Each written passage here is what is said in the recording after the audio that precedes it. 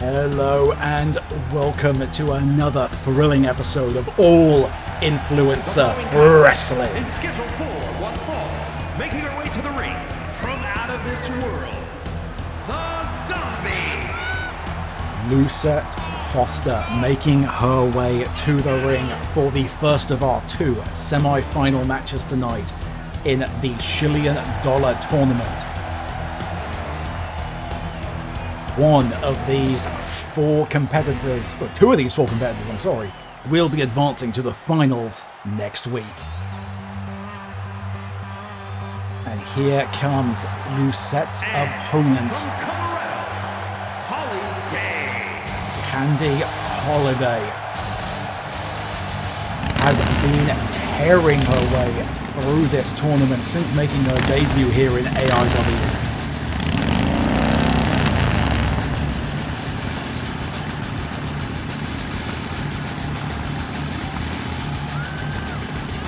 Our high-flying daredevil jet fighter Lucette thus far has demonstrated a remarkable tenacity for knocking off larger opponents. Somebody with the style of Candy, not the type of opponent Lucette has faced a lot in her time in AIW, much more similar size, similar style.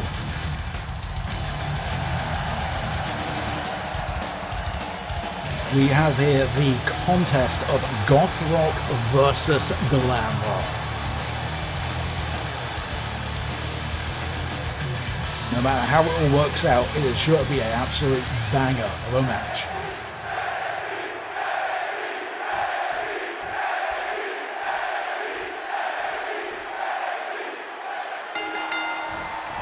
And Candy immediately swinging out the gate with that big boot attempt. Lucette had it scouted, manages to counter with a boot of her own off the top rope.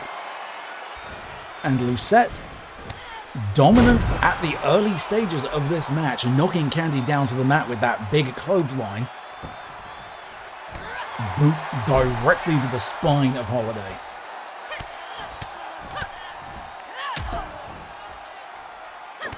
Lucette Foster, the comeback queen.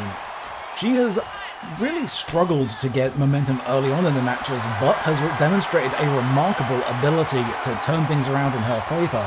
Seeing her on top early in the match is not something we've seen a great deal. Candy managing to break out of that chokehold with a stunner attempt, but was not able to push that through into any significant amount of momentum. Countdown for one. Candy powering out. Lucette, though, still not letting the foot off the gas at all, keeping Candy down, keeping the pressure up, and a big flying knee from the top rope there by Lucette. Candy again kicking out at one, the resilience of Candy Holiday on full display. Lucette taking a moment to hype up, threatening Candy, saying this knee is going into your face. And Candy with that reversed swinging punch off the top rope. Can she shift this into the momentum she needs, or is she just going to sit there and plot? Running clothesline, and another. And catches a counter attempt by Lucette. Sweep the leg. Candy firing up. And another. Candy going to that well repeatedly. That very impressive bouncing flying punch off the top rope. Definitely a staple of her arsenal. She's used it to great effect. But if she goes back to that well too many times, is Lucette going to eventually be able to scout and counter it? There goes that knee, as promised, overhead kick to the back of Candy's head. Very sensibly rolling to the outside of the ring for a quick breather, but Lucette not letting up at all. Right off the top turnbuckle, flying down to the outside with that dropped knee.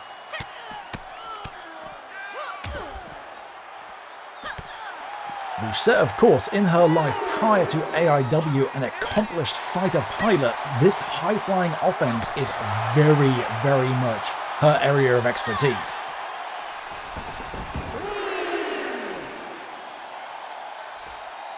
Candy still a little stunned there on the outside, but baited Lucette out. There's that Daredevil offense backfiring. A big dive to the outside. Candy was waiting for it, rolled out of the way, sending Lucette crashing to the outside. That is going to do some significant damage to Foster. And that has seemingly achieved that momentum shift that Candy Holiday was needing, stomping a hole through Lucette Foster there in the corner. Really working those ribs. Going up for the pin herself. Lucette, though, also not willing to stay down. Kicks out at 1.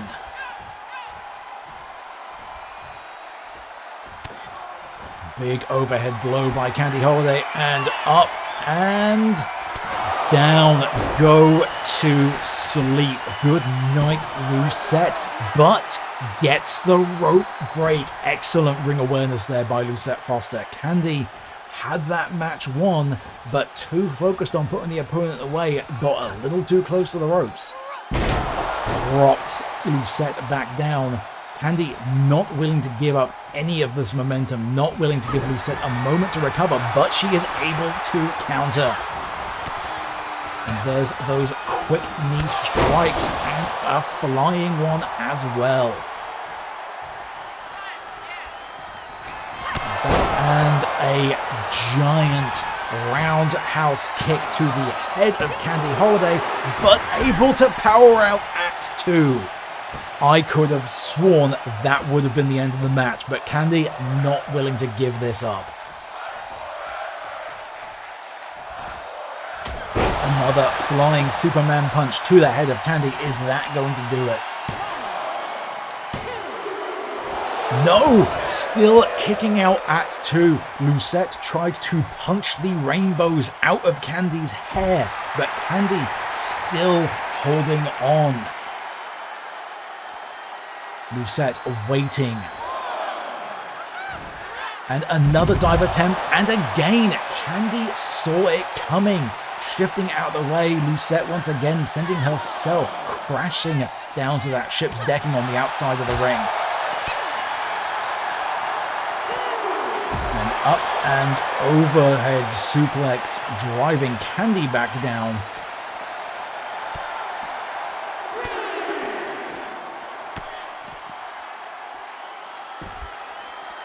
Wrenching the arm there, trying to remove any... Oh! Lucette manipulating those fingers of Candy Holiday. Good luck doing detail work now, Candy. You're going to need some ice for those fingers.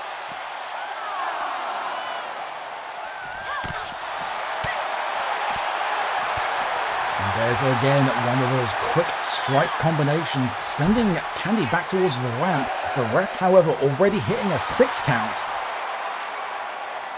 Lucette needs to get some focus here. She needs to get back into the ring. She will advance even with a count-out victory. And there she has it. And that maybe seems to be the strategy Lucette has gone for. She's not able to keep Candy down for the pin count. And that was the strategy she has gone for. Candy not able to get back to her feet. Count out victory. The strategy from Lucette, realizing she is not able to put Candy down for the pinfall, a count out victory. Interesting strategy by Lucette Foster. Brutalizing Candy Holiday on the outside of the ring. But hey, if it works, it works. A count-out victory in this situation is still a victory. Candy Holiday not going to be happy with getting knocked out of the tournament like that. But Lucette Foster, here since the debut of All Influencer Wrestling, is advancing to the final of the $1 Million Championship Tournament, where she will face either Faria Ahmed or Jenna Astoria. But that is our main event later on. We have plenty more action coming up for you tonight. We'll be right back with a brand new debuting Clout Chaser after these quick messages. Hi, I'm Captain Turiant Guidel, most dashingly handsome pirate in all of Lumsalaminsa, and the Clout Missioner of all Influencer Wrestling. As a swashbuckling pirate, I know a thing or two about hats, and sometimes even I feel the hats I own are just too big. So when I feel the need for minuscule millinery, there's only one place that comes to mind: tinyhatlabs.com. Tiny Hat Labs have always sought to push the boundaries of what's possible in client engagement millinery feedback solutions. Their guiding question remains the same today as it was when they were founded. What if small hat, but tiny? Operating at the nexus of science, engineering, artificial intelligence, art, fashion and design, Tiny Hat Labs seeks to pave the way to a paradigm shift in headpiece technology. While others ask, how much? tinyhatlabs.com asks, how little? I'm Captain Turiant Guidel, and tinyhatlabs.com is my favourite place for hats on the internet.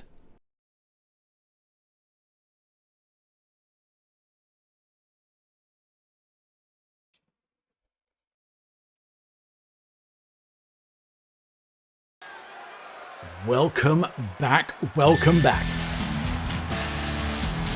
And here he comes. The following is scheduled for one fall, making his way to the ring from overseas, weighing in at 215 pounds.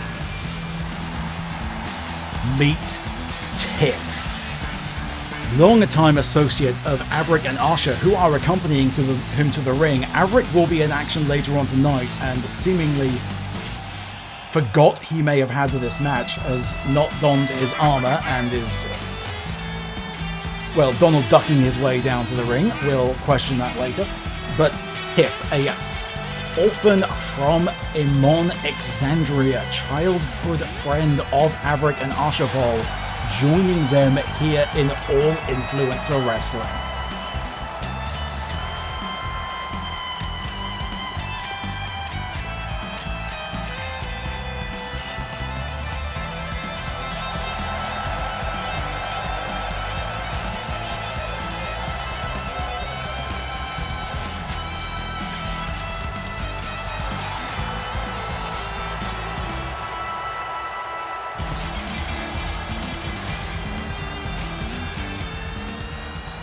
He's out here to make a statement, but so is his opponent.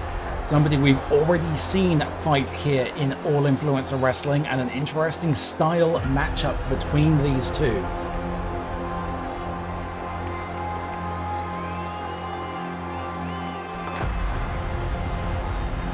And his opponent, from wherever he wants, weighing in at 294 pounds, the Phantom.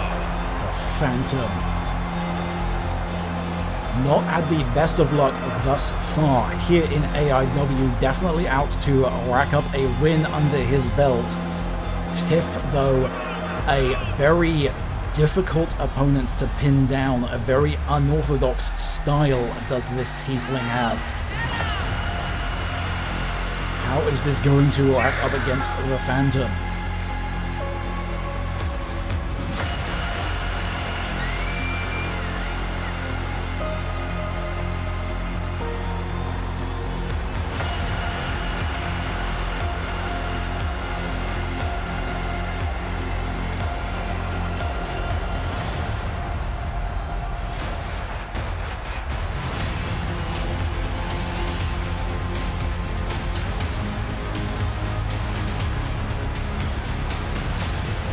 You have to wonder too how much of the numbers game here is playing into the Phantom's head.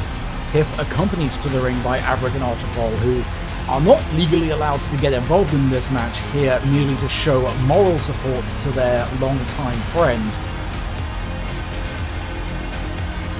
Phantom alone.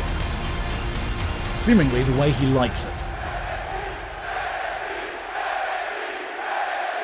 Tiff relaxing over there in the corner, taunting the Phantom. Maybe not the wisest move. Quick with the chest strike there, bounces off, back elbow off the top rope. That's very quick, athletic maneuvering from Tiff. Gets another quick set of strikes in. And Phantom able to reverse that, though. A back strike sends Tiff into the corner post. Hip check into the chest of Tiff, as Phantom puts the boot in whilst Averick and Asha watch on. Running knee strike straight to the face of Tiff. Phantom trying to put this one away very quickly. Tiff says absolutely no, you want to pin me, you have to pay, kicks out at 1.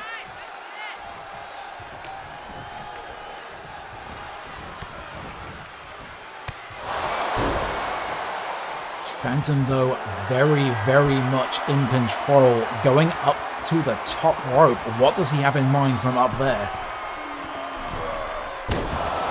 Big stomp from the top, all of that weight crashing down onto the ribs of poor Tiff. And following up with a series of vicious strikes, manipulating now the arms of Tiff and taking a note out of Lucett's book from earlier, trying to work those finger joints of Tiff. The Phantom real and taunting Tiff now. Tiff able to fire up a little bit. Strikes to the spine of the Phantom. Now pulling him down, and he has lock in, but the sheer height of the Phantom, meaning he is far too close to the ropes for that submission maneuver, not able to lock in for any degree of time. Tiff just booting Phantom back to the ring, taking a moment to show off to the crowd as Phantom is back up and punches Tiff right in the arse. Tiff coming out of nowhere, kips up. There is that athleticism, catches Phantom up and knee drop into the crotch. Up and over, slamming Phantom down to the mat. Looks like it's Tiff's turn to go up top. And elbow drop right to the face of the Phantom. Kicks out though at 2, not enough to put him away. Rolls out to the outside. Averick seemingly maybe trying to charge after him there. Arsapol sensibly preventing him from getting involved so as not to cause disqualification. Sends Phantom back into the ring. Seriously, Averick, where are your pants, mate?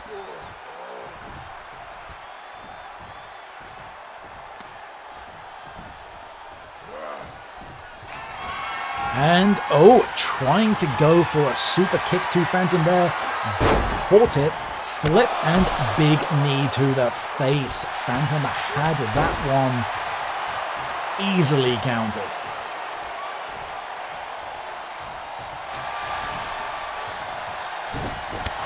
And a big kick to the face by Phantom himself. Very much back in control now.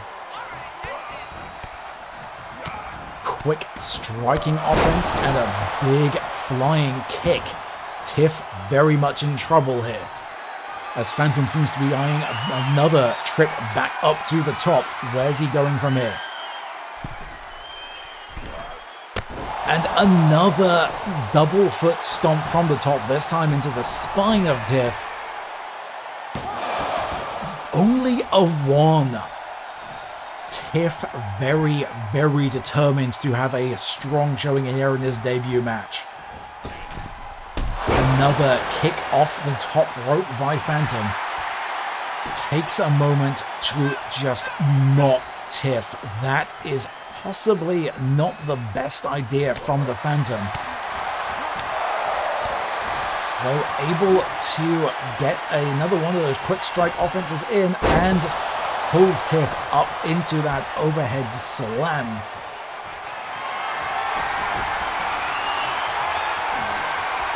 Once again, just taunting, and he is back over into that spider walk.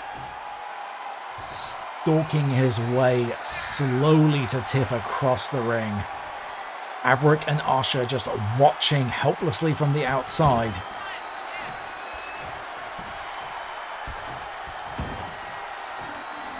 And Tiff able to escape. Nope, and there goes the mist. We've seen that used by the Phantom before. And that is it. Not for the first time, Tiff put down by getting spit in the face. Here is your winner, the Phantom says, welcome to All Influencer Wrestling, Tiff.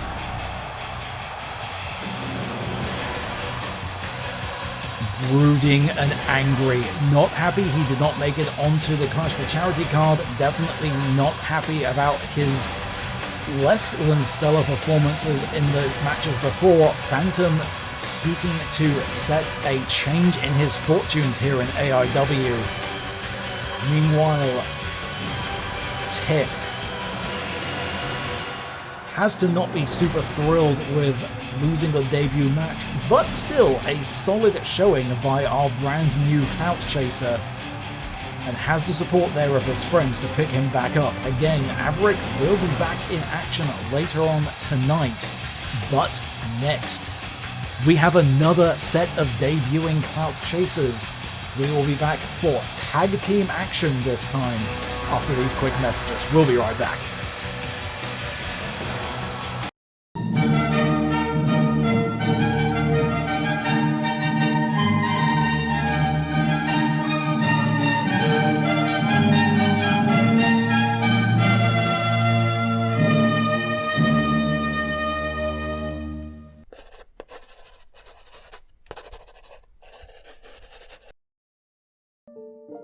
Luz tried everything to open the door, but it wouldn't budge. Hammers, axes, magic, saws, more magic, fire, even more magic, and magic explosions. Still, the door refused her. Why? After all this time and effort, why wouldn't the damn thing open?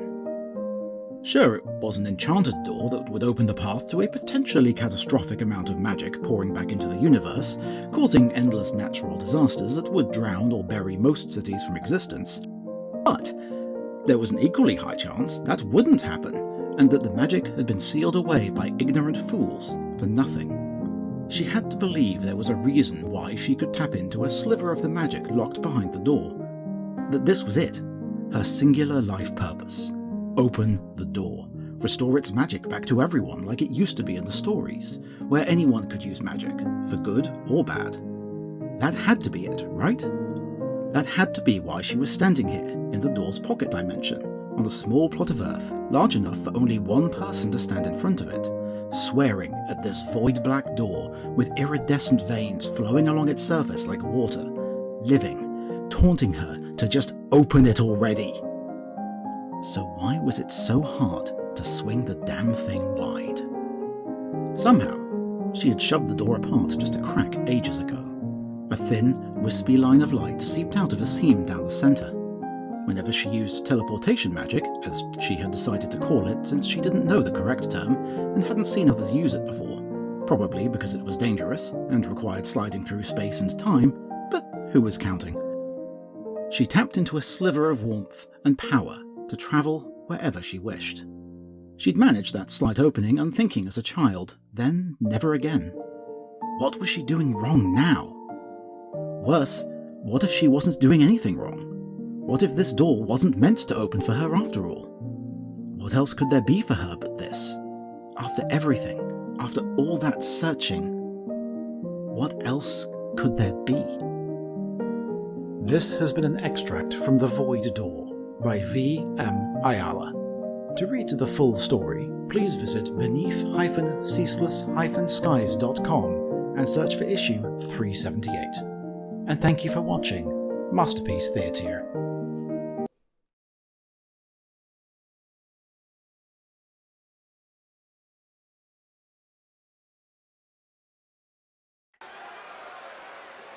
We are back rolling right through to our next match here on tonight's All Influencer Wrestling. The following contest is a tag team match set for one fall. Introducing first, from Sin City, Banshee. Banshee tonight teaming up with Michaela Lane. They met in the first round of the $1 Shillion tournament. Banshee triumphant over Mac, and then destroyed in the second round by Jennifer Storio. The two now teaming up to face on a duo of a brand new debuting clout chasers.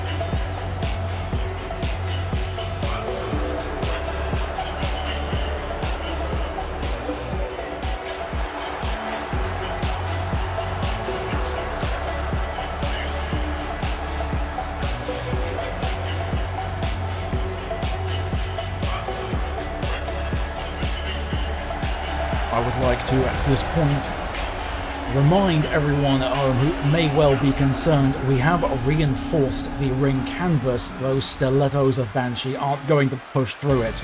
We've tested. It's fine. And her partner from Canada, Mac Lane. And here she is, Michaela Lane, former Sold Clout champion. She had a shot at advancing further up the rankings during that four-way conflict at Clash for Charity, which was eventually won by Aria Night Valley after Mac prevented Candy Holiday from breaking up the pin attempt. Candy getting that, getting that pinfall over our current Sold Clout champion, Blix.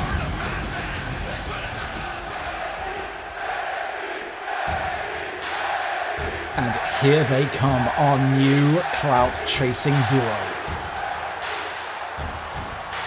And the Dangerous Alliance. Teresa and Calypso Dominguez, the Dangerous Alliance.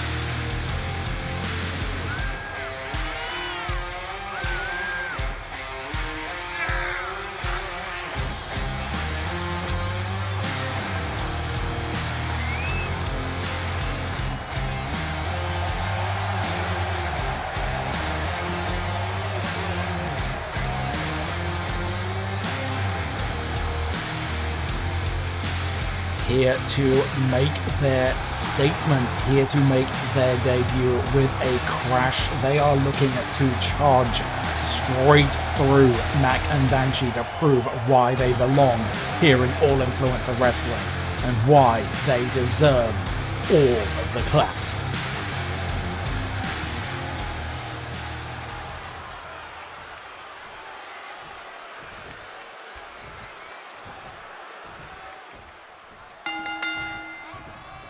Locking up Banshee and Teresa kicking off the match. Teresa coming strong out of the gate with that knee blow straight to the face of Banshee. And up and down slams Banshee straight down onto the mat.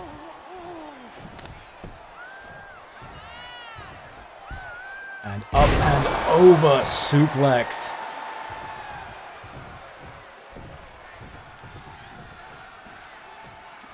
Preferring to wrestle barefoot, Teresa is going to have to watch out. A blow from those stiletto heels into a bare foot is not going to feel good. Tags in Calypso, now legal. Double team on Banshee. Double shoulder strike.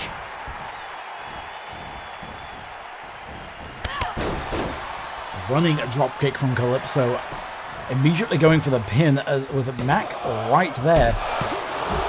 Now there's some tag team fluidity.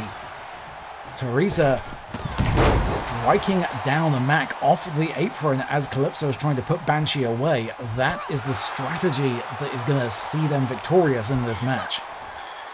And up and... oh no, countered by Banshee. Banshee able to get back into it, slams Calypso down into the mat. And there's those dangerous boots. Mac now finally able to come back up onto the apron. She has recovered. Now, Banshee is not maybe the time to be taunting.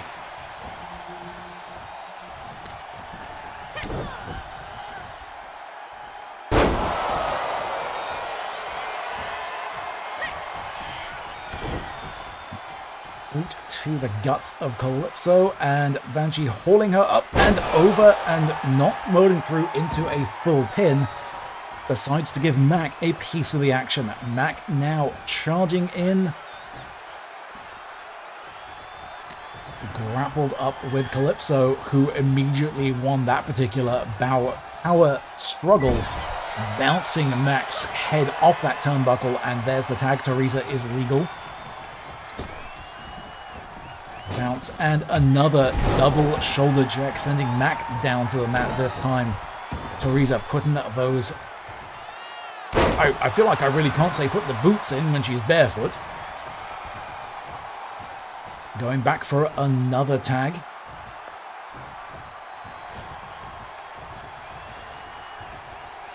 Calypso now back in, and big dramatic swinging DDT, sending Michaela crashing down, shimmying, taunting Mac. That's just going to make her angry though, trust me.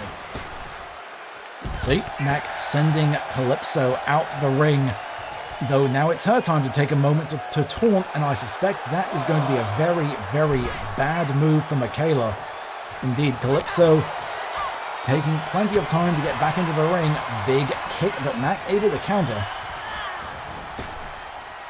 Once again, sending Calypso outside of the ring. No follow-up though from Michaela, deciding to instead let Banshee tag in. Calypso recovered, vaults back into the ring. And there once again, that big swinging DDT, sending Banshee down this time, having to use the ropes to haul herself up, and big drop kick from Calypso. Bounce and another big swinging running drop kick there to the face of Banshee. And up and big flip. She needs to reposition Banshee though close to her corner. Mac being right there is going to be a risky position, and again that DDT we are seeing these sisters employ to great effect in this match. Hauling up by the nose, the disrespect shown to Banshee by Calypso Dominguez. And again,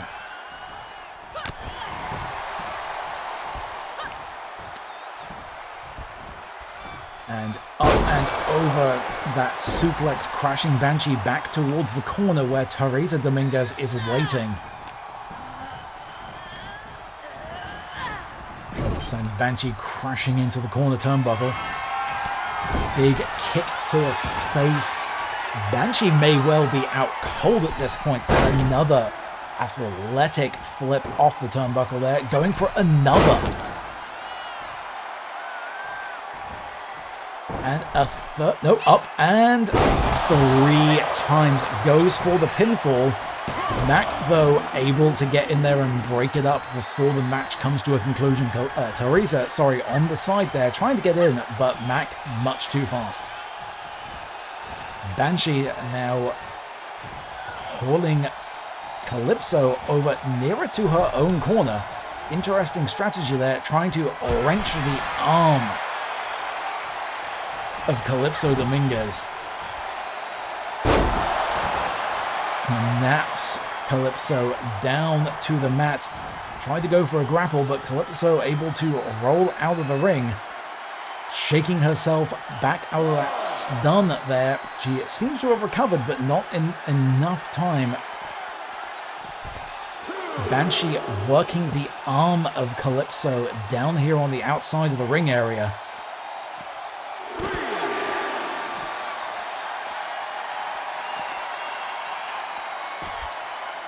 Really putting a lot of work in on that left arm of Calypso Dominguez. Banshee now seemingly finally taking her opponent seriously, trying to knock out some of that powerful offense.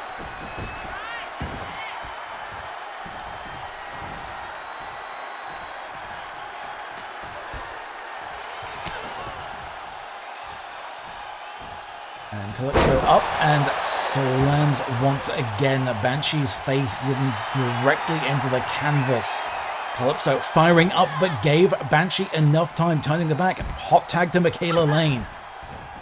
Mac in and Canadian Destroyer rolled through. Is that what Calypso wanted all along? Mac kicked out. Banshee desperately trying to recover on the outside. Mac is completely alone in this situation. Up and over, Calypso hopping, but Mac waiting, baiting her, slinging Calypso shoulders down onto that unforgiving wooden decking.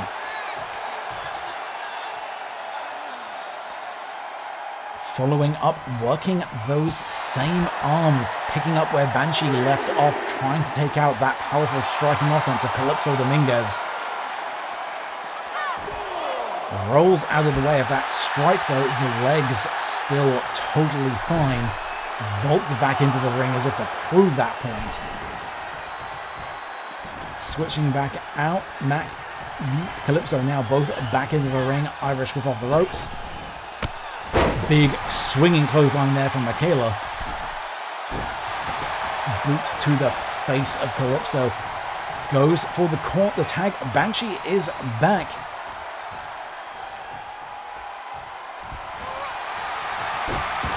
Oh, and rolls through. Oh, Calypso has Banshee locked into a submission maneuver. Mac, seeing this, able to come in and save the match for her team.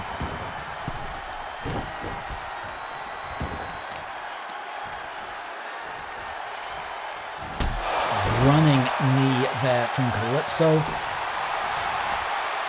Going for the pin. Teresa in the ring to interfere with Michaela. And that is it.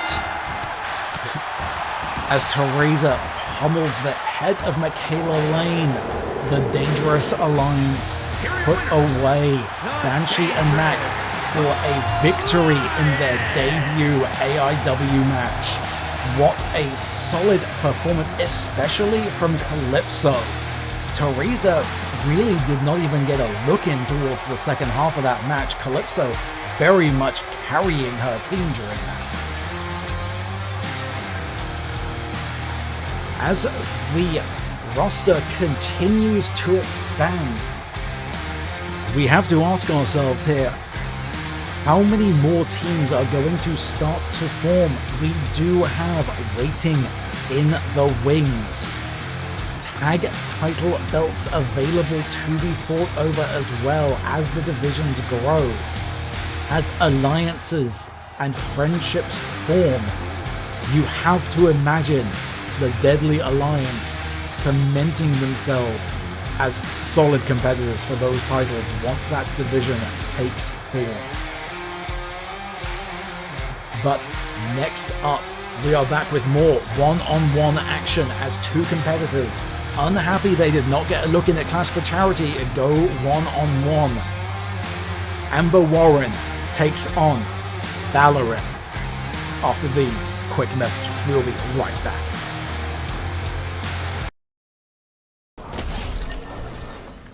Okay, I just murdered Vegeta with a truck. What the hell is this game? And she came down the stairs, breast in boobily. I wasn't ready. Woo, that was good. Nope.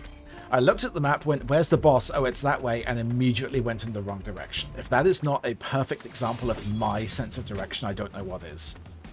You're the new farmer. I see. No offense, but you look like you've never held a tool in your life. Excuse me, Jim. I am well adept at holding my tool. Thank you very much. The Full Guardian, not me. The God Emperor made me do it! The God Emperor made me do it. Yes. Oh, can I get away with yelling that in real life, please?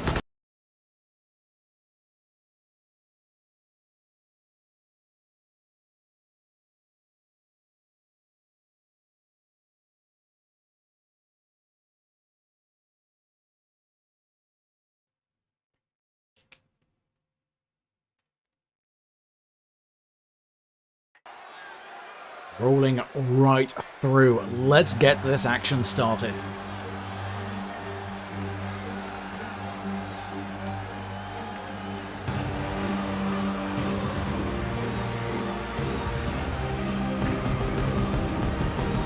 Here she The following comes. contest is New scheduled look, for one fall. new Making attitude, her way to the new ring Amber. From Brooklyn, New York, the total package, Amber Warren. Amber Warren making her way down to the ring. Not happy to have been knocked out of the $1 Shillion Championship tournament by Candy Holiday. Even more angry to have not made it onto the card for Clash for Charity. She has changed up her look, she has got a vicious new attitude, and she is here to prove why she deserves her spot here in All Influencer Wrestling.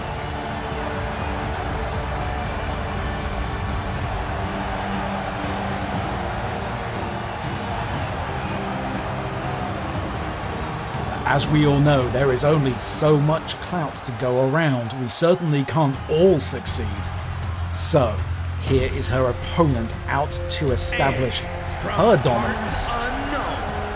Valoran Anastasia.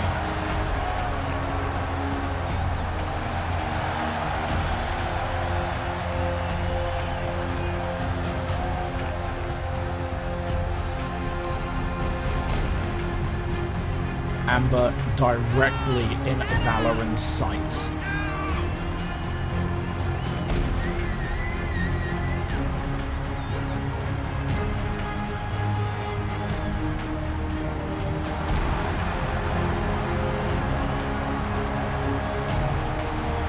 Valoran herself, of course, riding high off of a victory in the tag team tornado tag tournament that we held for those knocked out of the $1 Shillion tournament.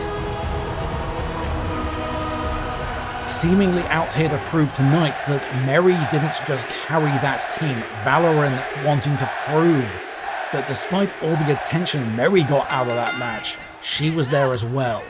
She led that team to victory, and with that big head scissors takedown out of the gate, you can see that determination right now.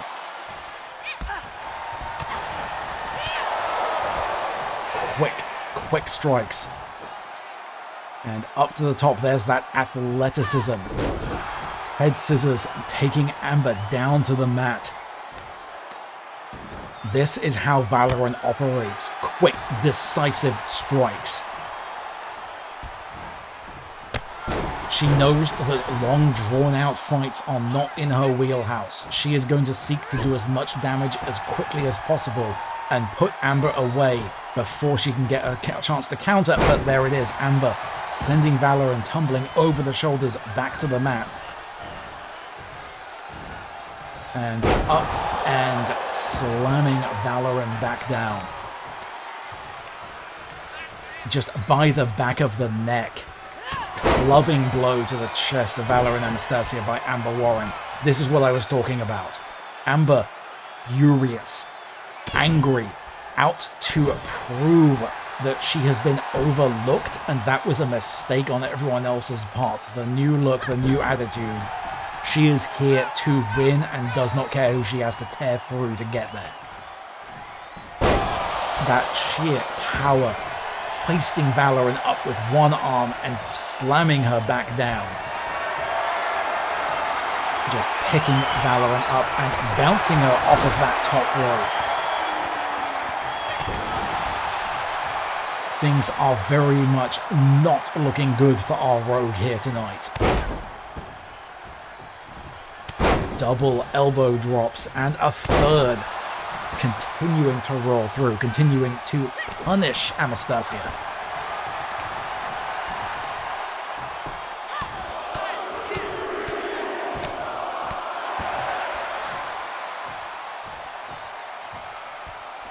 Valoran rolling over, needing to use the ropes to hold herself up. Amber sending both her and her opponent tumbling out of the ring. Bouncing right back in.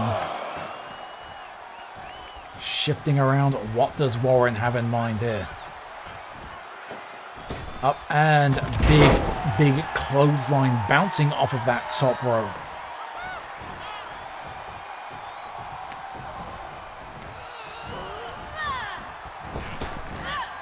Boot to the face. Valoran, though, able to counter.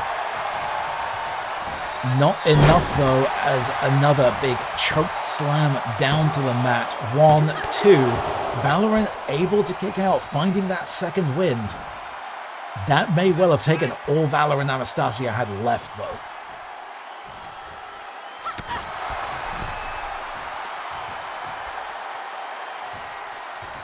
Just tossed to the outside. Valor unable to hold on, but that seems what Amber wanted. A dive through the ropes, speared off the apron. Valorant sent crashing down to the outside.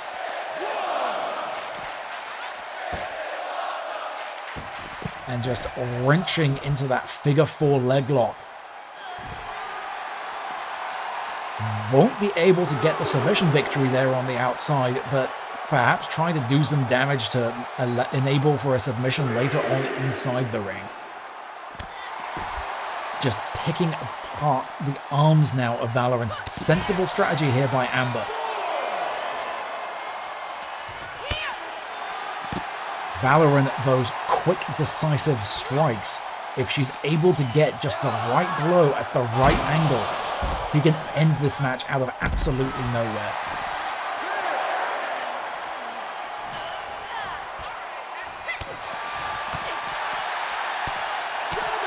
Amber needing to pay very close attention to the referee count at this point. We're already at 7. And there she is, back into the ring. Are we going to see our second counter? No, Amber does not want the match to end this way. Breaks the ref's count. We continue to roll on. She wants to inflict more punishment upon Valorant. There it goes, though. That quick counter, that's what I was talking about.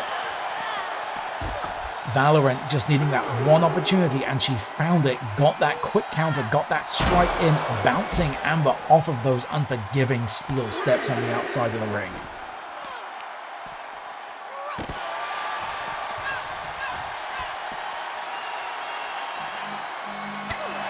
With an opponent like Valor and Anastasia against you, you cannot afford to get complacent. You cannot afford to give them a single moment to get a strike in, or they will shift the momentum of the match against you.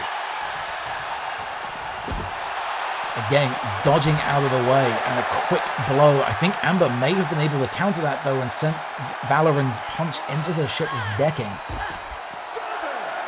Again, up to that 7 count. Amber needs to bring this back into the ring.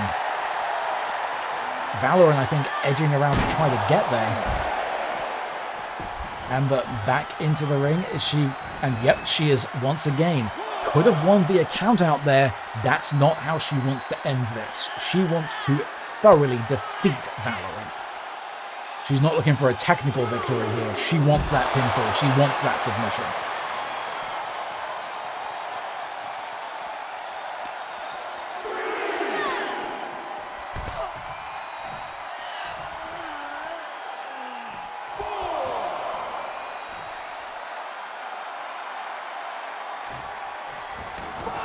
Once again, breaking that ref's pinfall, giving her as much time as possible to inflict more punishment on the outside of the ring. Big blow to the face of Anastasia. There's that quick counter back strike, though. Amber able to dodge out of the way of a grapple attempt and just straight up decking Valorant across the face. Up and down she goes onto that wood.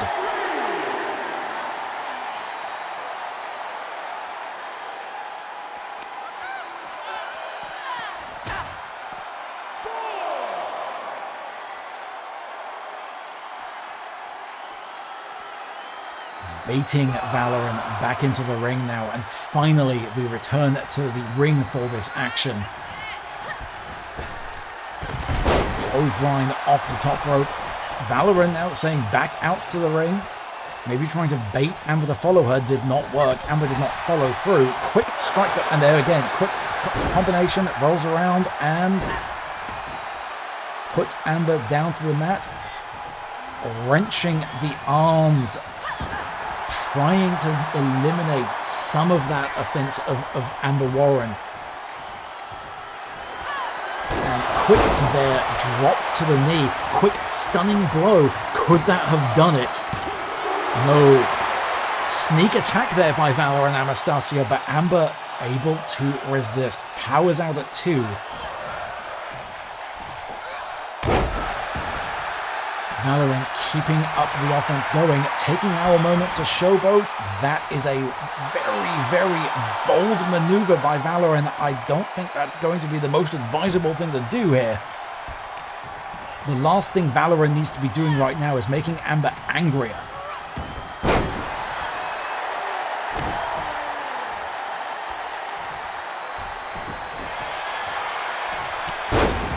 Tried to go for a spear there, Amber did. Valorant able to dodge out of the way, but they're up onto their shoulders. Valorant trying to fight out, gets those elbow strikes in, able to just dodge out of the way of that.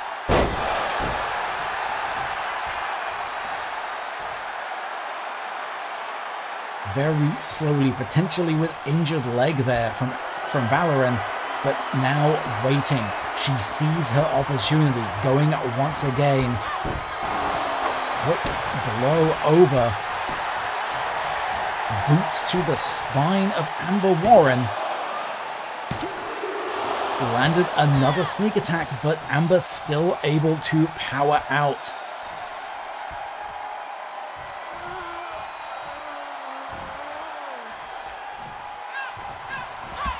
Sweep the leg. What does Valorant have in mind here? Quick up to the turnbuckle and up she goes. Death from above lands that massive 450 splash on Amber. She needs to follow that through and does. Goes for the pinfall. And she does it. That quick strike from Valorant, turning that momentum around at the very end. Putting Amber away. Amber is not going to be happy about that. But that is the danger. She took her eyes off of Valorant for a moment. And that is when this rogue will strike.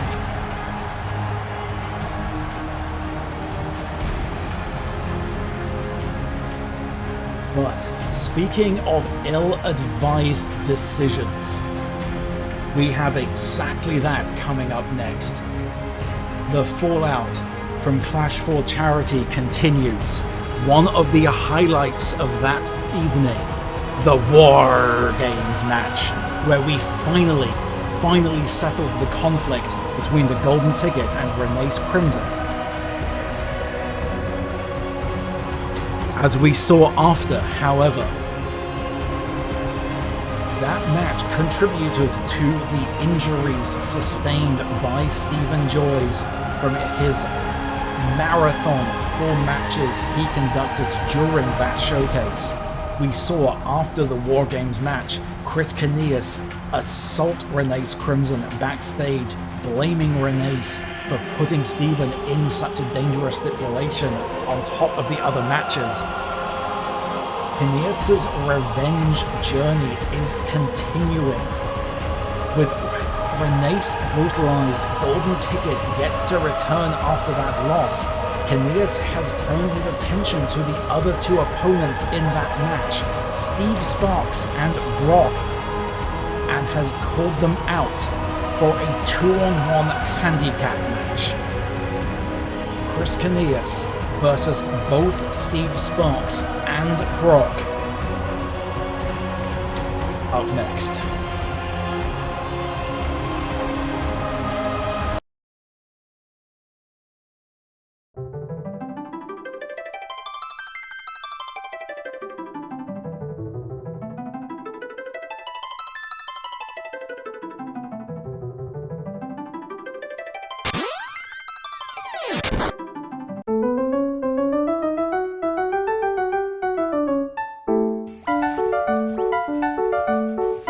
Suplex the train! Himbo power! Come on. Need to pop more potions. Meteor strike! Oh, I can't suplex it. Oh, yeah, that's right. I can suplex a train, but I can't suplex an octopus. And here is our octopus friendo. Can I suplex an octopus? Nope. Can't suplex an octopus, turns out. Too slippery. Can I suplex Ultima Weapon? So going to start chucking some shuriken. I can suplex Ultima Weapon. Come on, we're so close. Lift, come on, Sabin. Come on. Suplex! Boom! Hippo power!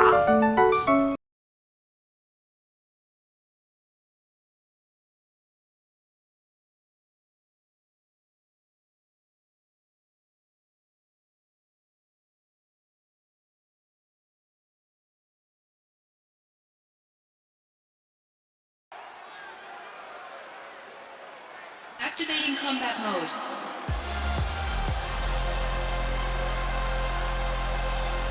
Activating combat mode, activating terrible decisions. The following Here he comes, Chris Caneas, determined to punish Sparks and Brock for what they did to his friend. 25 pounds, the captain. On that long losing streak after the very debut of All Influencer Wrestling, he's had a little bit of luck over the last couple of weeks. That may well have gone to his head.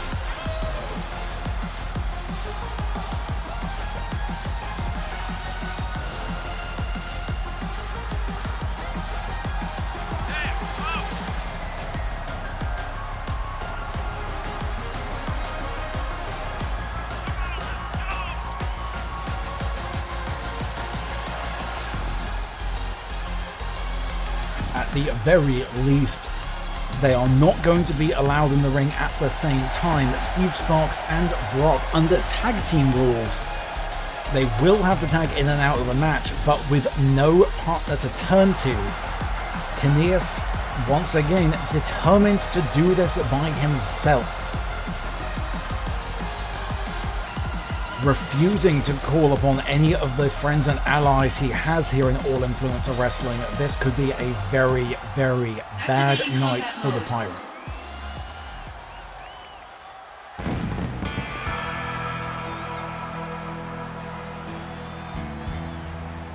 And their opponent from Minnesota, weighing in at 268 pounds, Steve Unpredictable Sparks.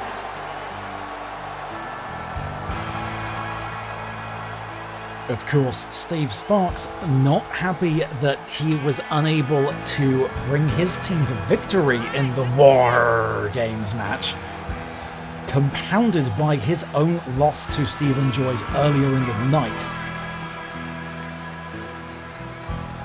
He is going to be out to inflict punishment upon Caneas just as much he is for him.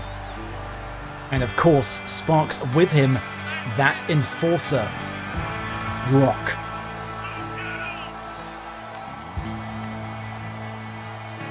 Abel Theron trying last week to help bring Brock away from the manipulations of Steve Sparks, seemingly to no avail, with Theron beating Brock in that cage match.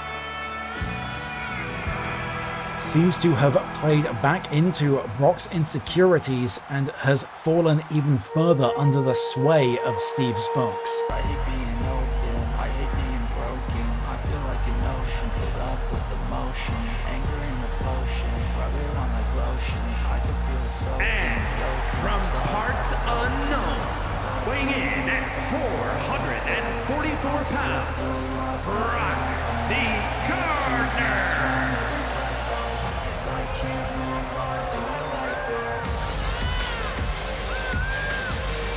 A giant powerhouse. Very much has proven to be the difference maker for Sparks in several matches thus far. Will that continue through tonight?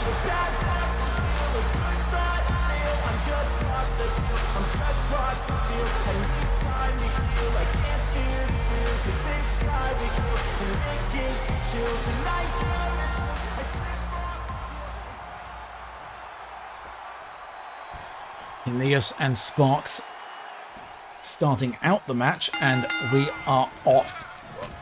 If he wants to survive this, Kneas needs to try to get this done as quickly as he possibly can. Sparks seemingly imagining to do the same thing, trying to put Kneas down with the first move, out to cause humiliation. Big boot sending Sparks flying. Kneas trying to hype up. Takes that strike from Sparks, brushes it off, rolls him through a double-armed suplex.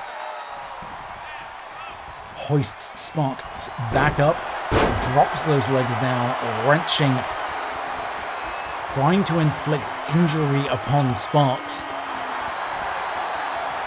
Sparks, though, able to reverse the pressure, rolls through, punching blows into the head of Chris Kneas. Sparks able to break free, feeling it in that leg. Sends Kneas off of the ropes and rolls through, not following through into the pinning predicament this time. And up and over. Kneas rolling to the outsides to recover a little bit. Trying to bait Brock down off of the ring apron there. Did work for a moment, but then ran straight back into those punches from Steve Sparks, and he goes crashing down to the deck for his troubles. Knee to the face. Sparks baiting to the crowd as if to say, look what happens. Pulls Kneas back up and again crashing down onto that wooden side decking. Counter blow by Kneas, misses the second strike and gets bounced off of the ship's decking. Sparks back into the ring. Kneas not able to yet recover. Is Sparks going to let this go to a count out? Kneas barely makes it back in time for the 10. Barely makes it back through. Pulls back into the waiting Sparks, though, who just holds him into that turnbuckle. Goes again for that pinfall.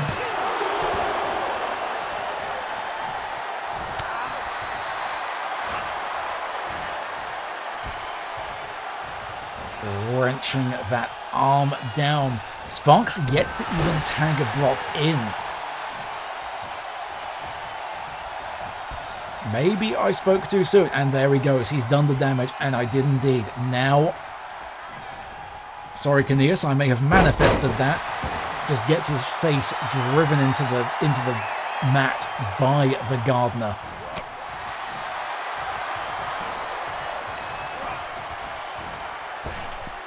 Sends Kneas hurtling to the outside. Brock just waiting. Not seemingly intending to follow through. Doesn't want to inflict punishment the way Sparks has done. Just waited for the opportunity for that big clothesline. Kneas able to roll out of the way. Brock ducks that clothesline attempt and just double hand planting Kneas. Asking him to just please stay down. End this. Kneas says absolutely no. Goes for the elbow strike. Brock just pushes him back down again. Able to get wrapped around the leg. Sends the bigger man down to the mat. Chest strike and over with the suplex. And big clothesline, trying to get Brock down. Brock tanking his way out of that. It's going to take a lot more than that to keep a man the size and the constitution of Brock down. What does Kneas have in mind now? And hauling up, and there is the heel haul, but Sparks able to come through. That's going to be the only opportunity Kneas is going to get in this match, chasing down Sparks, finally thinking better of it.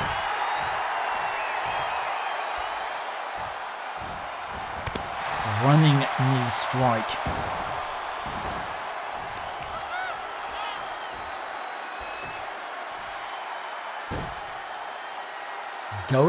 Wrenching the back up, trying to go for a submission on Brock, perhaps feeling it really in the knee there.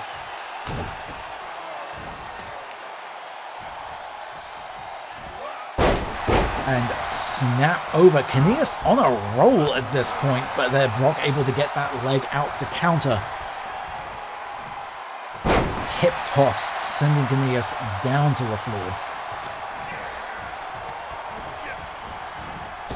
Counters Irish whip, big knee to the gut of Brock, seemingly doing as much damage to Kanius' knee as it did to Brock's gut, and good night, Kanius. The Badger set down to the floor.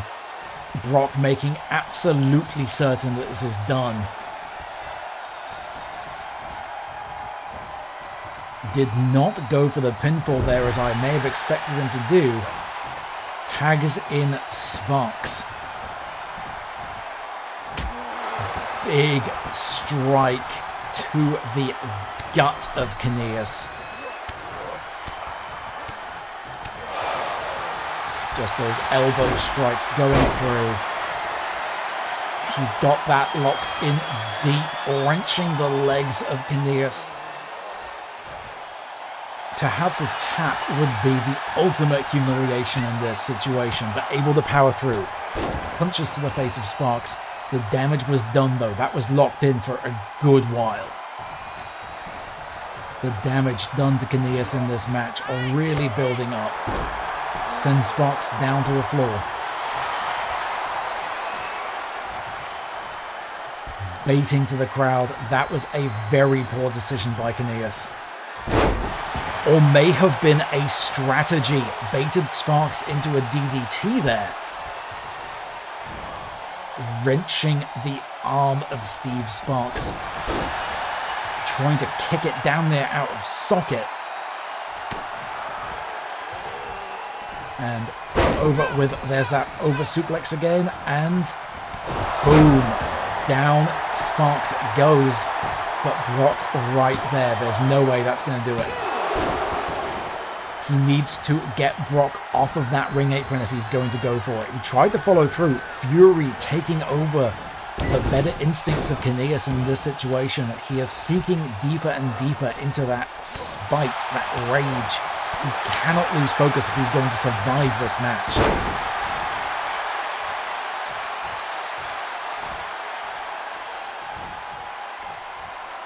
Runs through and big clothesline, sending Sparks to the outside of the ring, turning his attention back to Brock, just punching the larger man in the face, trying to get Brock down off that apron. That finally did it, the drop kick down. Kanius clearing the ring, waiting for Sparks to get back in. I don't think he's going to be happy with a count-out victory, but I don't think that's what he's going for here.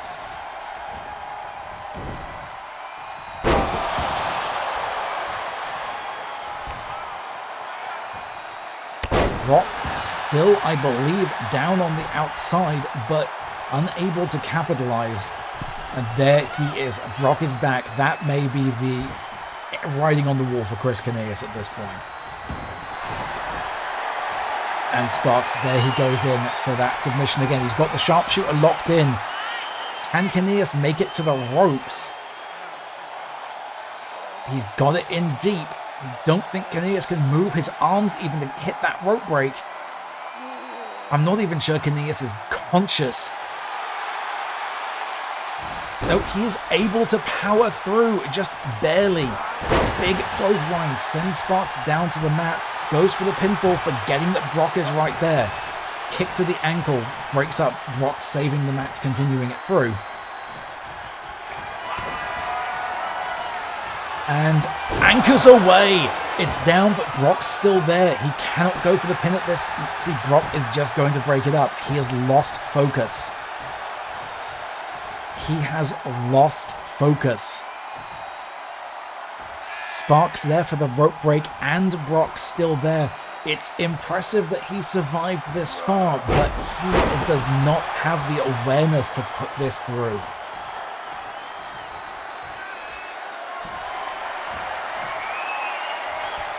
Waiting for Sparks to get back to his feet and is he going for the anchors away again? He is, but Brock again still right there. This is that habit of Chris Caneas. It didn't work the first time, so he's just going to continue stubbornly trying it again in the hopes that maybe it will next time. That's not going to work when you're talking about somebody like Brock.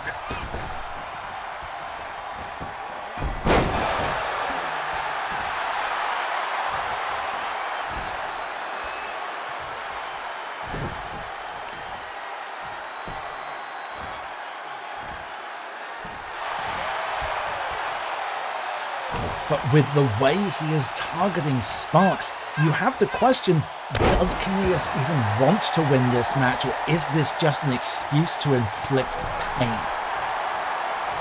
This isn't about victory for Caneas, this is about revenge. He hasn't been targeting Brock. Although up and down knocks Brock onto the hardest part of the ring, charging through. And Sparks up and sends him slamming down to the mat, but he can't, onto the decking, I'm sorry, not on the mat. That being the point, he cannot get the victory out there. He needs Sparks back into that ring.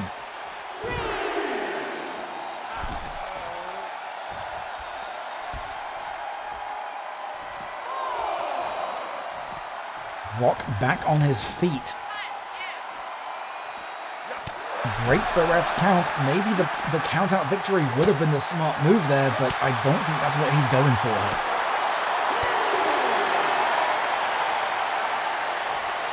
There is no self-preservation in Chris Caneas right now.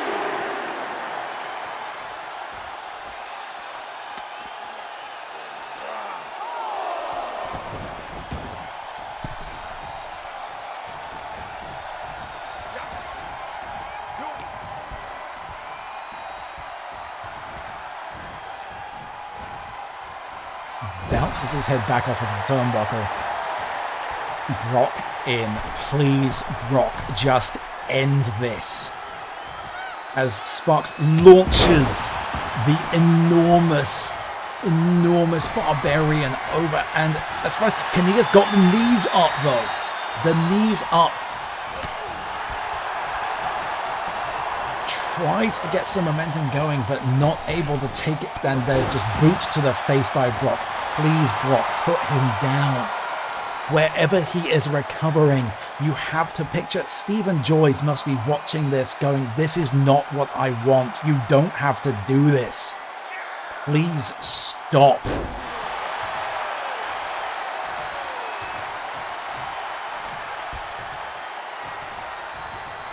Of course, Caneas doing this also on a night where his tag team partner Battlestar, his tank main cohort, also not in the arena tonight. There is nobody here to stop him.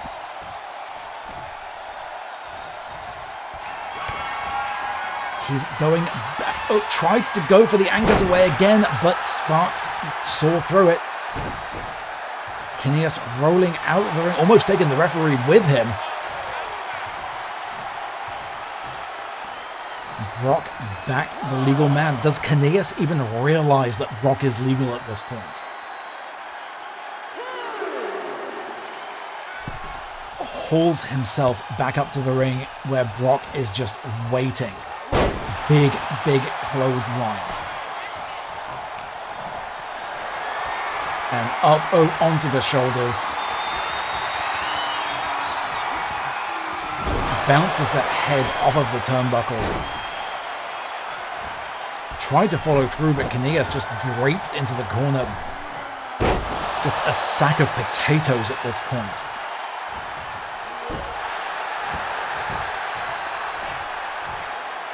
Brock softening him up for Sparks.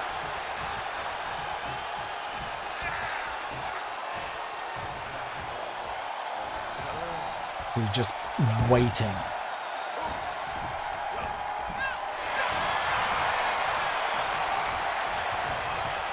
Ties Caneas up in the ropes.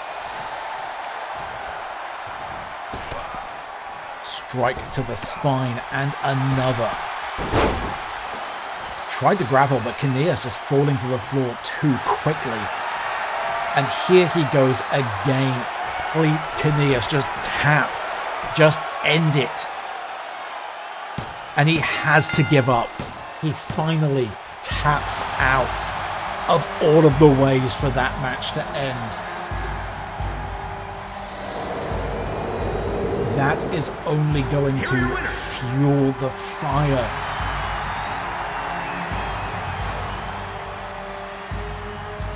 Sparks putting his enforcer to great use, softening up the spine of Kineas, leaving him in for that sharpshooter. We need this man's friends to stop him.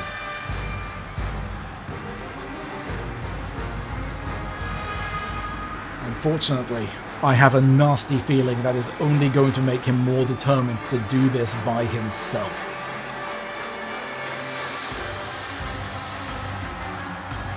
Moving on from that, let's move on to something slightly more pleasant. Hopefully he's found his pants, because Averick Brightmoon is in action next, his first ever singles match in All Influencer Wrestling. Previously he's only teamed with his friend Arshapol, taking on our 4th debut tonight. We'll be right back after these quick messages.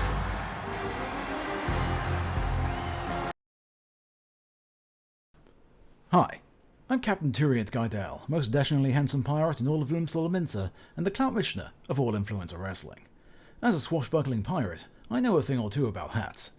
And sometimes, even I feel the hats I own are just too big. So when I feel the need for minuscule millinery, there's only one place that comes to mind. TinyHatLabs.com. Tiny Hat Labs have always sought to push the boundaries of what's possible in client engagement millinery feedback solutions. Their guiding question remains the same today as it was when they were founded. What if small hat, but tiny? Operating at the nexus of science, engineering, artificial intelligence, art, fashion and design, Tiny Hat Labs seeks to pave the way to a paradigm shift in headpiece technology. While others ask, how much? TinyHatLabs.com asks, how little? I'm Captain Turiant Guidel, and TinyHatLabs.com is my favourite place for hats on the internet.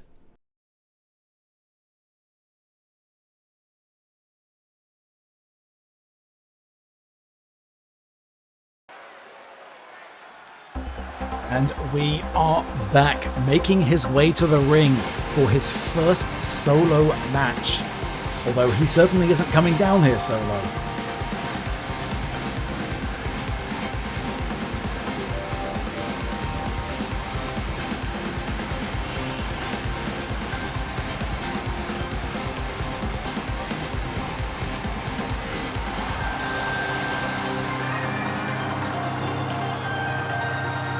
The following contest is scheduled for one fall. Making his way to the ring, representing Team Bring It, from parts unknown, weighing in at 169 pounds, Rage. Accompanied by their friend Tip, who made his own debut in AIW earlier tonight.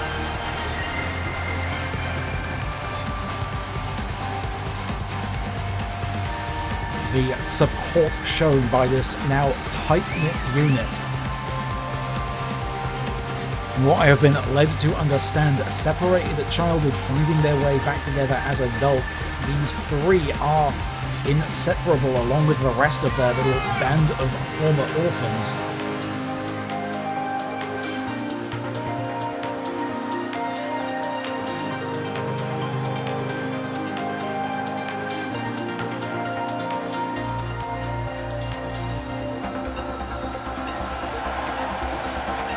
Brightmoon has quite the temper on him. Without Usher in the ring to keep him cool, how will he go? But our new debut, here he comes.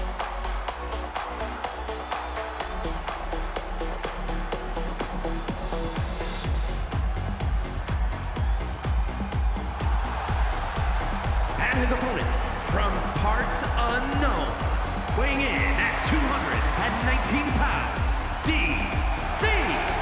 The producer to the stars, DC Lasser, is in All Influencer Wrestling.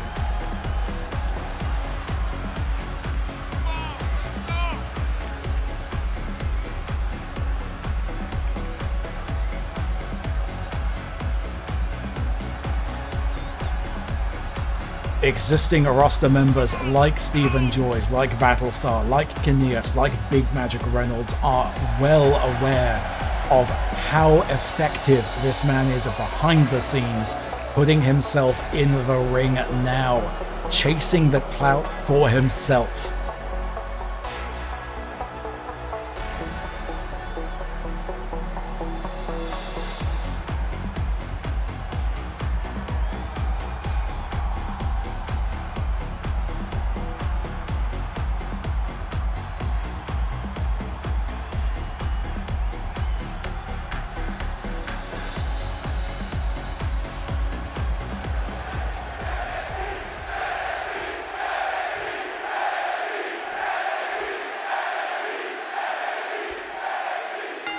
And we're off. You might be asking, how is DC Lasser able to keep the hat on in the middle of the ring?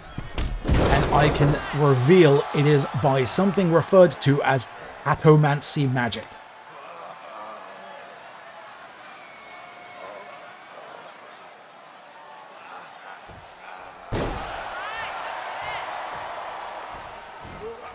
Maverick taking control early on.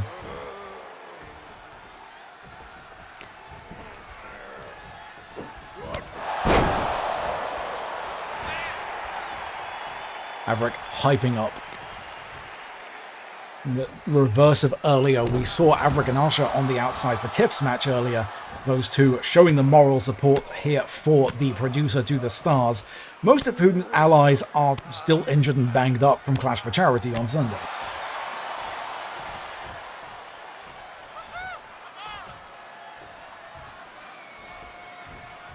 Maverick maybe considering going outside of the ring, thinking better of it. DC going, nope, I'll be out here, and back in. Maybe mocking Maverick a little bit there. Maverick determined to make him punish for it, flying out into the corner there. Maverick, not a man who takes even perceived slights gently.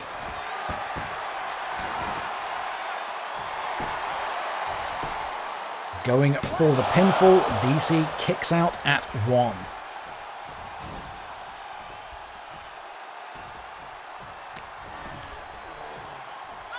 And up and slam down.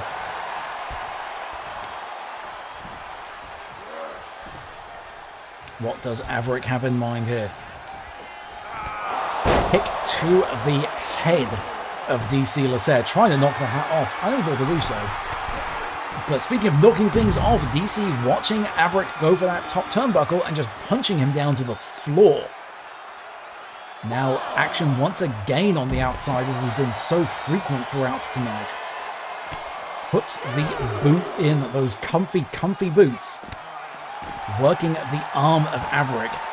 Asha tempted to get involved, realizing if she strikes DC, that is going to cause Maverick a disqualification loss. So thinking better of it, wrenches through, gets Maverick locked into a submission maneuver here.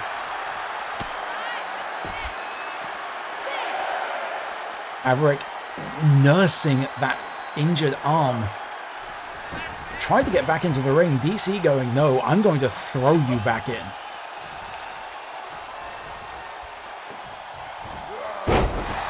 Continuing to work that arm. DC appears to have a strategy here. Boot to the head of Maverick. Trying to go for something with the legs there. Maverick able to push through, power out. And hauls DC up.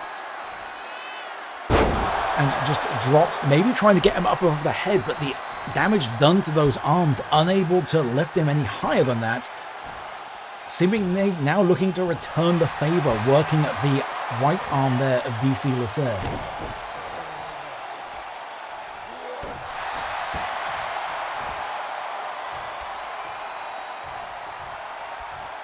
Backing up and going for a strike, but DC had that scouted. Jumps over, hauls Averick up and over with a release suplex.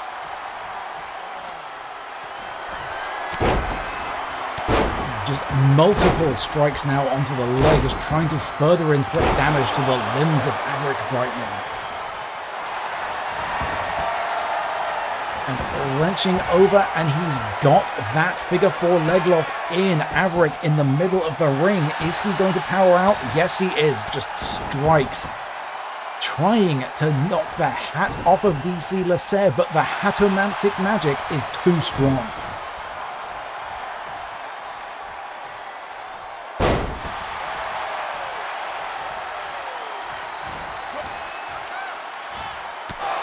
So just a knee strike to the face instead. The hat's not going anywhere. Maybe your face will, says Averick. Trying to return the favor again. Knock those arms out of socket. We roll back to the outside once again. Strikes to the gut. Big drop kick to DC. Again, the hat stays on.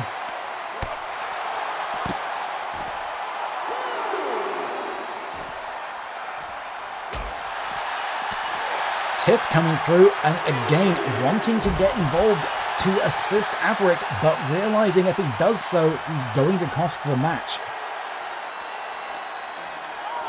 These three veterans of many fights together, used to collaborating in combat situations. They need to suppress that instinct in these one-on-one matches. Dive elbow directly to the spine of DC Lasser, though. Averick absolutely on fire right now. And hauling him up, and there he goes. The Seren Ray Slam from Averick Brightmoon. Is that going to put DC away? 1, 2... No! He powers out! Somehow DC managed to produce a kick out. Averick back with the leg, wrenching through. Just a open palm slap to the bad eye of Averick Brightmoon, doing whatever it takes.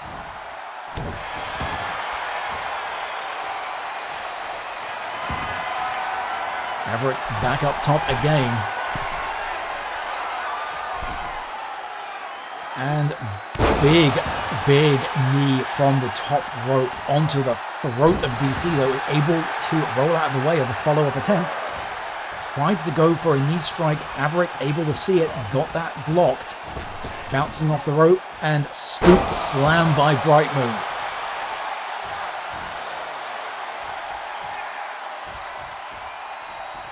He backs up and big spear from Averick. Not enough. He's... that was very close to an illegal blow, but I think he just managed to get that into the inner thigh. Averick just brutalizing Lasser now. Not underestimating the opponent. He is determined to put him down and pulls him over. What's he got in mind? Oh, DC with the kick though, able to reverse the momentum. Now DC going up to the top rope. Big drop kick directly to the head of Brightmoon. Tiff waiting there on... Can he resist the temptation to get involved?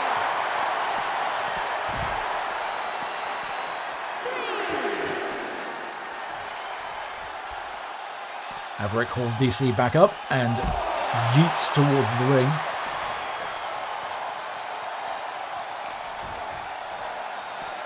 And proving up and down. There's still some strength left in those powerful halfling arms as of yet. But has he lost focus? 6 on the ref count. No, he is able to make his way back into the ring. DC also back on his feet. Averick breaking the ref's count.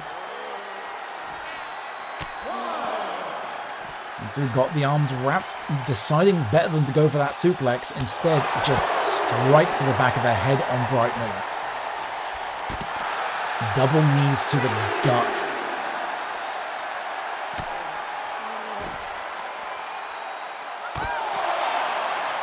Solid strategy here by Lasser, a technical specialist.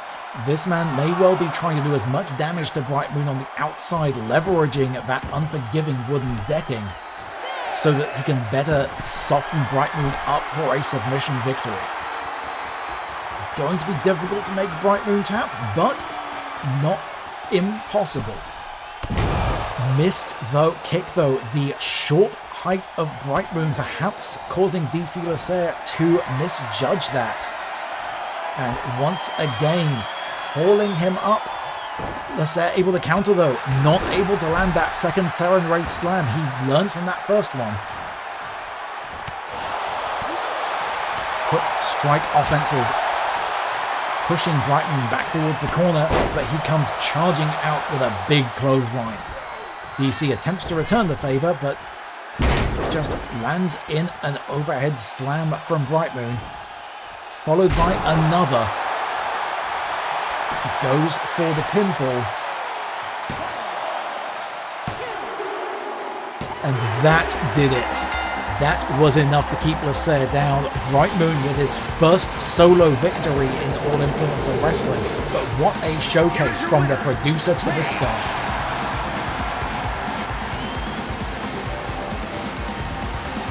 DC Lasser out here tonight proving he can't just produce quality TTRPG internet content, he can produce bangers of matches as well. Making up for Tiff's loss earlier, the Amon Orphans breaking even on tonight. But we have one more match left to come. It is our main event, and it is the second of our semi-final matches for the $1 Shillion Championship Tournament. They've knocked off 2 opponents each thus far. Now they clash. Faria Ahmed, Jeneth Astoria. We will be right back with our main event after these quick messages.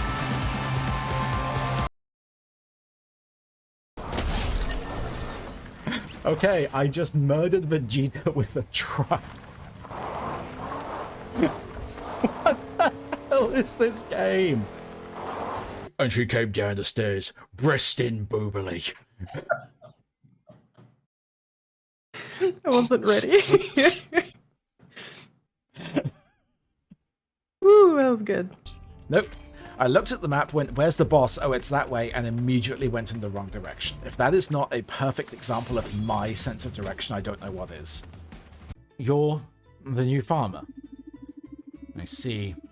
No offense, but you look like you've never held a tool in your life. Excuse me, Jim. I am well adept at holding my tool. Thank you very much. The Fool Guardian, not me. The God Emperor made me do it! The God Emperor made me do it. Yes. Oh, can I get away with yelling that in real life, please?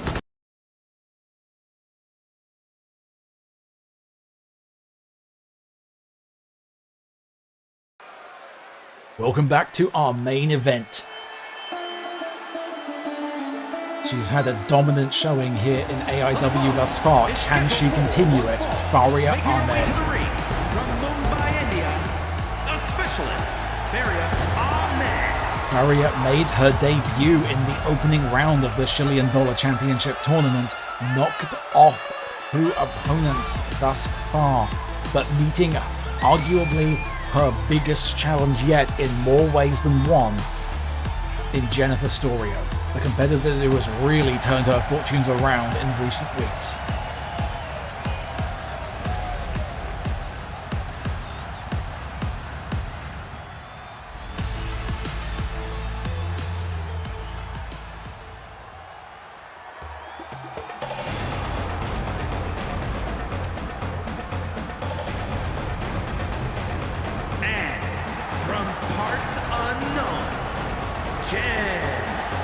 Marching her way down to the ring. No stranger to being across the ring from Lucette Foster, Jeneth knows exactly what she has to do to take home that $1 Shillion Championship belt. In her mind, having already put down Lucette Foster multiple times, you have to imagine Jeneth sees the only thing standing in her way is Faria Ahmed.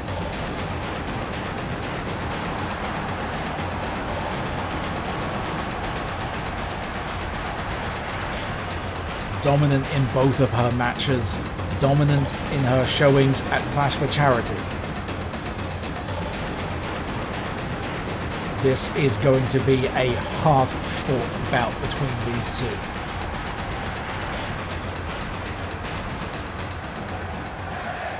They both desperately want that title of Shiv.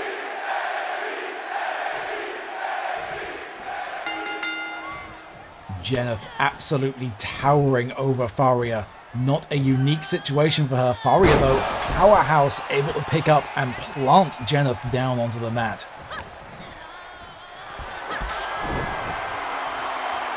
Takes Jeneth's legs out from under her, rolls through. What a suplex by Faria Ahmed. The power that has taken.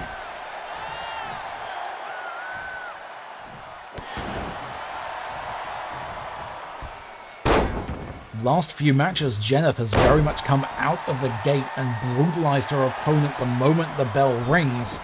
Faria, having seen that, attempted to beat her to the punch, quite literally. Jeneth able to kick out one.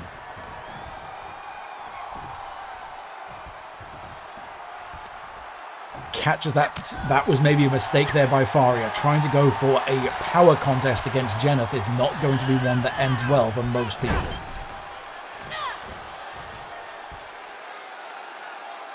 And making her suffer for it, just using those long limbs to wrench the neck of Faria back against the turnbuckle.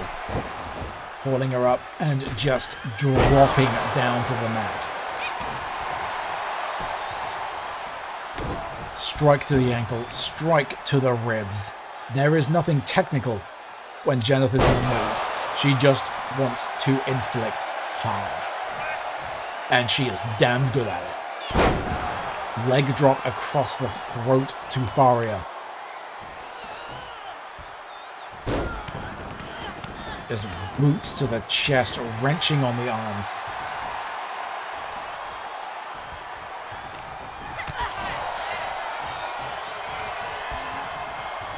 Oh, Jeneth, not the likes that we saw from Sparks earlier. She doesn't want to inflict pain just because. She just wants to win and win quickly.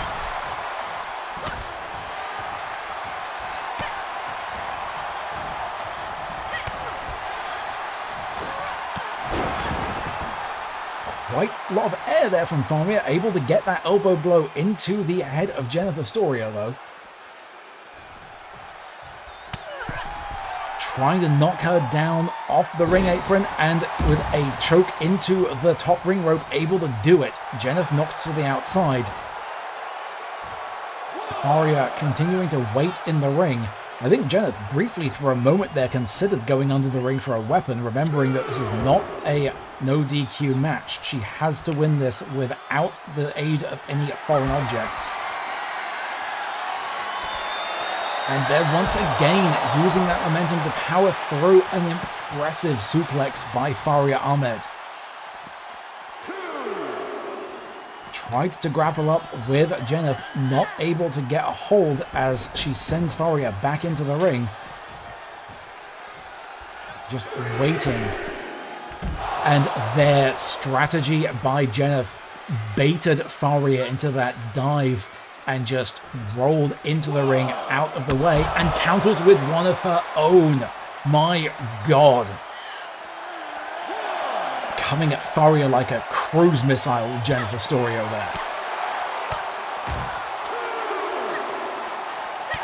Able to duck under that last blow. Faria able to get a little momentum back and drops Jeneth back onto that wooden ship decking.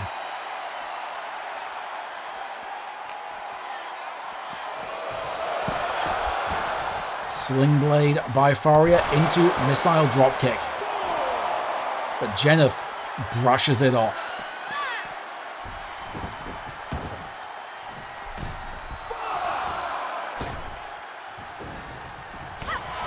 Big running clothesline from Astoria, knocking Ahmed down to the mat, just yelling at her to stay down. If she's not going to stay down, Jeneth's going to help her. Backed up for the running drop kick to the head of Ahmed there. Yep, ref, get out of the way. You are not going to want to be there for that. Oh, Faria, excuse me, had that scouted. Able to get a quick kick in there, using Jennifer Storia's own momentum against her, but just moves into a scoop slam for her troubles. Actually able to catch the blow there. Very impressive by Faria.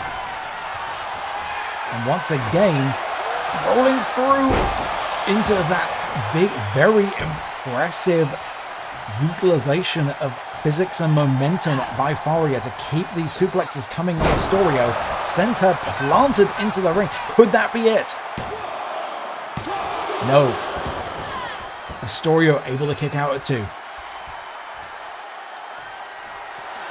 Faria waiting, not letting up. She knows she cannot let Jeneth recover.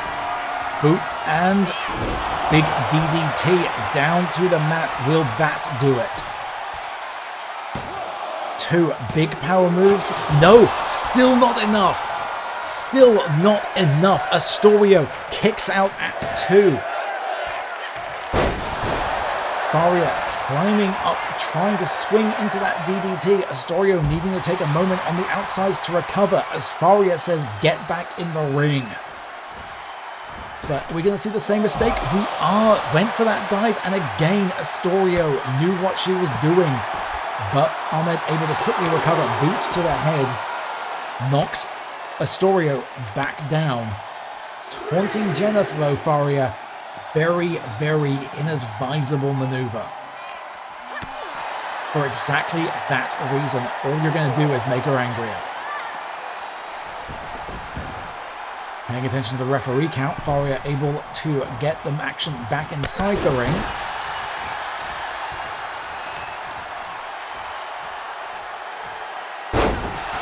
Rolls through, continuing to do more damage to the leg of Jennifer Astorio. And now wrapping around, trying to choke the air out of her.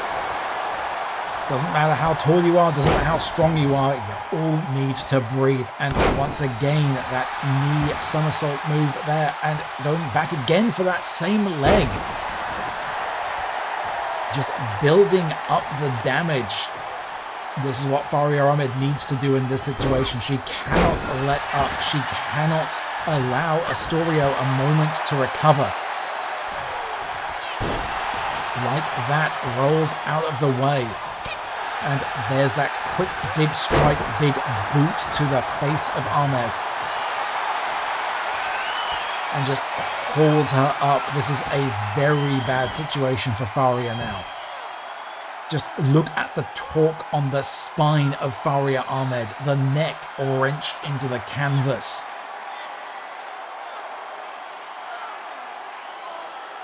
Just pushing the weight down. She's finally able to power out. Did not submit. But that was a maneuver locked in for a long time. Up and double hand suplex. Astorio going for the pinfall.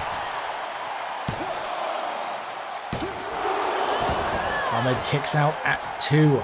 Astorio unable to believe that Ari has still survived this, but seemingly has a plan in mind. Just holds her up, and over she goes, just tossed around. Pulling her back up again. And getting into that stretch again. The torque on the spine of Ahmed. That submission maneuver locked in the middle of the ring. It's in deep. Is Ahmed going to tap out? She's trying. She's holding on. Able to pin through. Gets a quick blow to the face. Faria able to power through. And again, using Jeneth's own weight against her, manages to take her down to the floor, but did not capitalize, unfortunately. Big strike to the face and up onto the shoulders, look higher than even the turnbuckle in this situation. Ahmed desperately trying to escape this situation, and she does so.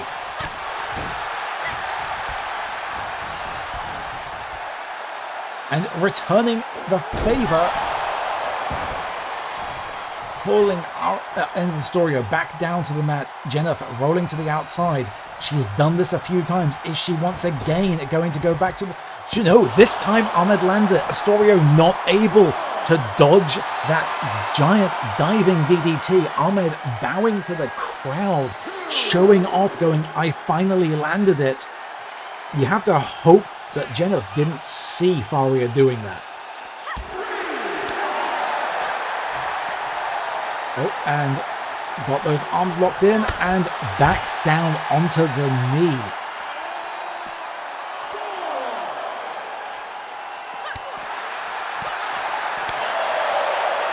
Oh, caught it, and reversal by Astorio. Big arm blow, sending Ahmed now bouncing into the ship's decking. We are at a 6 count for the ref. Jeneth Astorio rolls back into the ring. Faria Ahmed waiting there following behind. But into the waiting arms of Jeneth Astorio. Bounces Faria off that rope directly into the throat. And again, wrenching those arms, those heavy boot kicks to the chest of Faria Ahmed. Rolls through into a cradle. 1. We saw this. 2. We saw Stephen Joyce win a match at Clash for Charity with that exact maneuver. Spear. Astorio takes that down. Faria Ahmed almost stole the victory there. And up and down we go into the pin. The pin is in deep. The Diablo slam by Jeneth Astorio. Somehow Faria survives. Faria Ahmed kicks out. Disrespect by Jeneth Astorio, kicking dirt over Faria. Just taunting Faria Ahmed at this point is Jeneth Astorio. Boots onto the arm. Drop kick.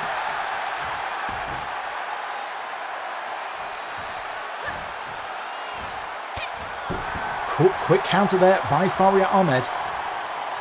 Can she capitalize? There's that again. Big swinging DDT. Jeneth pulls herself back to her feet. Onto the injured arm. Astorio looks stunned. Is that going to do it? I think that may well be it. No! She still powers out! She still powers through. Neither of these competitors able to quite put them away. The punishment that both of these have survived in this match is astounding. They both know what is at stake. They are both ready to shill, and they are not going to let either ruin the opportunity.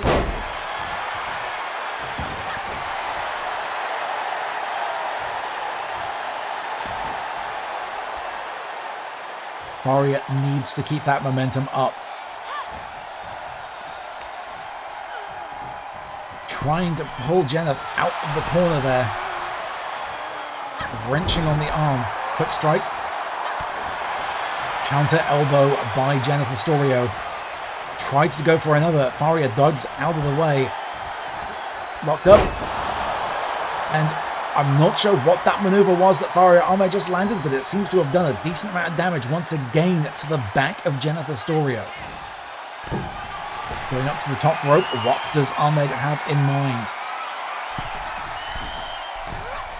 Big twisting corkscrew splash. Astorio had it scouted though.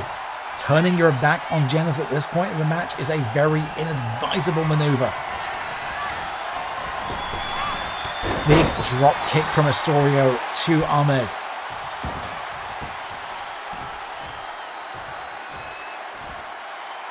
Pulls Faria back up to her feet. And we saw this attempt earlier. Faria not able to counter this time. Bounces. Damn near cooked her head off on the ropes there. 1, 2. Is that going to do it? That did it. Using the ropes to full advantage. A hell of a hard-fought bout. but Jennifer Astorio has done it. No shame whatsoever to Faria Ahmed in that bout, but unable to put away the determination of Jennifer Astorio. Her fortunes here in AIW really turned around now, as she has set her sights locked in. Next week, our final of the $1 Shillion tournament. We will crown our first $1 Shillion champion, and it will be either Jennifer Astorio or Lucette Foster.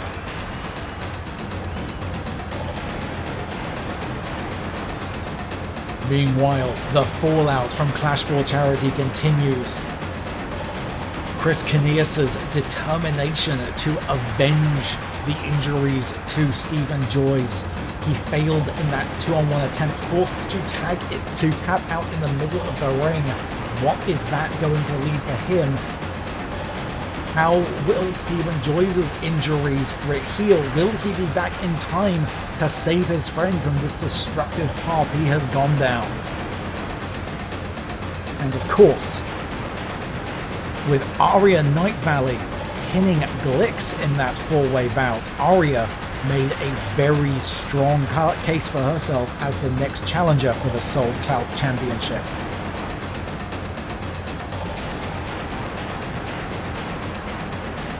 Things getting more interesting, more rivalries grow here in All Influencer Wrestling. We'll be back for more, same time next week. Take care. I've been Captain Tyrion Gardell, your Clout Missioner, and as always, remember to stay out for Clout. Take care.